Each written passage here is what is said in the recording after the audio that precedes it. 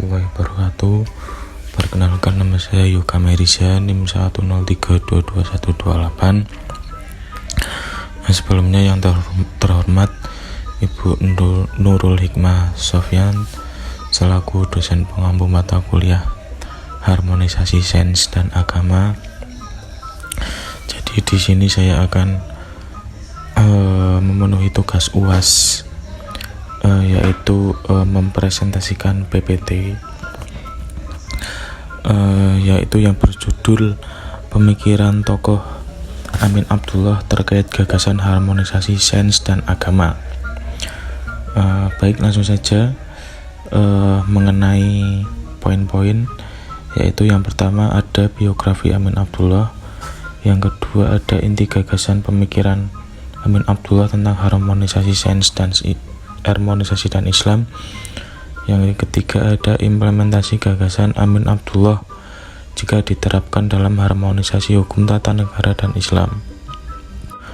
Untuk poin pertama yaitu mengenai profil Amin Abdullah.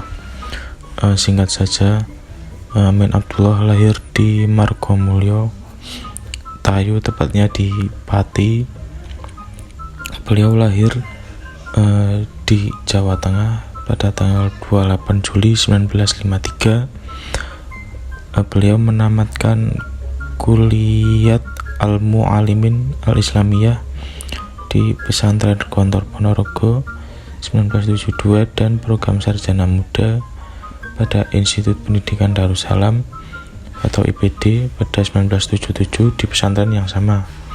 Beliau menyelesaikan program sarjana pada Fakultas Usuluddin jurusan Perbandingan Agama di IAIN Sunan Kalijaga, Yogyakarta pada tahun 1982. Mungkin itu saja profil singkatnya Amin Abdullah. Kemudian poin yang kedua yaitu inti gagasan pemikiran Amin Abdullah tentang harmonisasi dan Islam.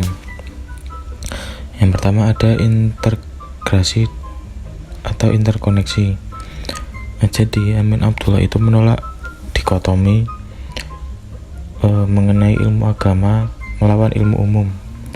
Jadi ia menawarkan paradigma integrasi interkoneksi, yaitu yang pertama ilmu agama, sains, sosial, dan humaniora saling berdialog dan melengkapi.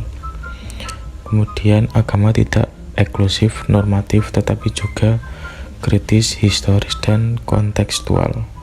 Kemudian ada kebenaran dipahami secara multidisipliner, bukan tunggal, dan tujuannya agar Islam itu relevan dengan persoalan modern seperti HAM, demokrasi, lingkungan, dan teknologi. Kemudian ada Islam sebagai agama yang harmonis dan inklusif. Jadi Islam bisa dipahami sebagai rahmatan lil alamin, rahmat bagi seluruh alam. Kemudian ada agama yang terbuka terhadap pluralitas agama, budaya, dan pemikiran. Yang ketiga tidak bersifat konflik tetapi mendorong koeksistensi dan dialog. Kemudian ada pendekatan hermeneutik dan historis dalam memahami teks Islam, Al-Quran, dan hadis. Ada beberapa dalam memahami teks Islam. Yang pertama, tidak cukup pendekatan tekstual normatif. Kemudian perlu pendekatan historis, sosial, dan filosofis. Kemudian ketiga, ada penafsiran harus mempertimbangkan konteks zaman sekarang. Kemudian poin yang terakhir yaitu implementasi gagasan Amin Abdullah dalam harmonisasi hukum tata negara dan Islam. Yang ketahui yang pertama itu ada basis nalar etis filosofis HAM dalam Deklarasi Universal Hak Manusia. Jadi menurut Amin Abdullah itu HAM tidak bertentangan dengan Islam karena keduanya bertumpu pada nilai etika universal seperti keadilan, martabat manusia, dan perlindungan hak dasar melalui pendekatan integratif interkonektif. Nilai-nilai Islam yang diterjemahkan ke dalam bahasa hukum dan HAM rasional dan inklusif. Jadi dalam hukum tata negara HAM berfungsi sebagai jembatan etis antara Islam dan konstitusi. Kemudian yang kedua itu ada Indonesia, Pancasila dan kebebasan beragama pasca reformasi. Nah, yang kedua ini Pancasila itu bisa dipahami sebagai ruang etis bersama, bukan negara, agama maupun negara sekuler. Nah, negara menjamin kebebasan beragama dan keyakinan tanpa memaksakan tafsir agama tertentu.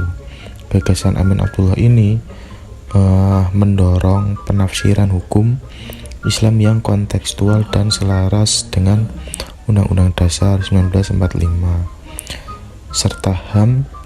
Jadi sehingga kebebasan beragama menjadi hak konstitusional warga negara dan bukan hak mayoritas. Nah, inti dari poin ketiga harmonisasi itu hukum negara dan Islam yang dilakukan melalui integrasi nilai etika Islam dalam sistem hukum konstitusional yang menjunjung HAM dan pluralisme. Mungkin itu saja yang bisa saya sampaikan. Mungkin ada kesalahan tutur kata yang kurang berkenan atau video yang saya buat, mohon dimaafkan.